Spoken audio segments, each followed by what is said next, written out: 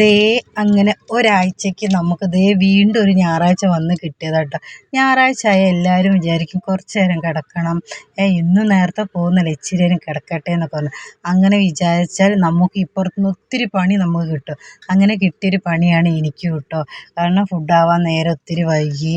അപ്പോഴേക്കും തട്ടിക്കൂട്ടി ഒരു ചോറുണ്ടാക്കി, എങ്ങനെയൊക്കെയോ നാളികേരമൊക്കെ വറുത്ത് ഒരു സാമ്പാറാക്കി, ഒരു ചീര, അതും പറമ്പിൽ നിന്ന് അപ്പം പോയി നമ്മൾ ഒടിച്ച് കൊണ്ടുവരണ്ടേ, അങ്ങനെ ഒടിയൻ ചീര എന്നൊക്കെ ഇങ്ങോട്ട് പറയാം. അങ്ങനെ ചീര തോരൻ വെച്ച് പപ്പടം ഉണ്ടാക്കി. പപ്പടം ടിന്നിലൊന്നും ഞാൻ ആക്കി വെച്ചില്ല കേട്ടോ, കാരണം ഇപ്പോൾ കഴിക്കില്ല, അപ്പം ചൂടാറും ചെയ്യരുത് വെച്ചാൽ അടുപ്പിൻ്റെ സൈഡിൽ തന്നെ വെച്ചതാട്ടോ. എന്നെപ്പോലെ ഇങ്ങനെ ഇച്ചിരി മടിയൊക്കെ കൂട്ടുന്ന ആരെങ്കിലും ഉണ്ടോ? കാരണം എന്താണെന്ന് വെച്ചാൽ നമ്മൾ പെട്ടെന്ന് എടുക്കണ്ടേ, അതിന് വേണ്ടിയിട്ടാട്ടോ. അല്ലാതെ അങ്ങനെ മടിയൊന്നുമില്ല കേട്ടോ. എനിക്ക് എല്ലാം സെപ്പറേറ്റ് ആയിട്ട് വെക്കുന്നതന്നെ കേട്ടോ ഇഷ്ടം.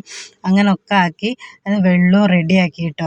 എന്താ വെച്ചാൽ നമ്മൾ ഏതൊരു കാര്യവും നമ്മൾ അപ്പം ചെയ്താൽ അത് വേഗം തീരും. പിന്നേക്കെന്ന് വെച്ചാൽ അത് പിന്നേക്കായി പോവും.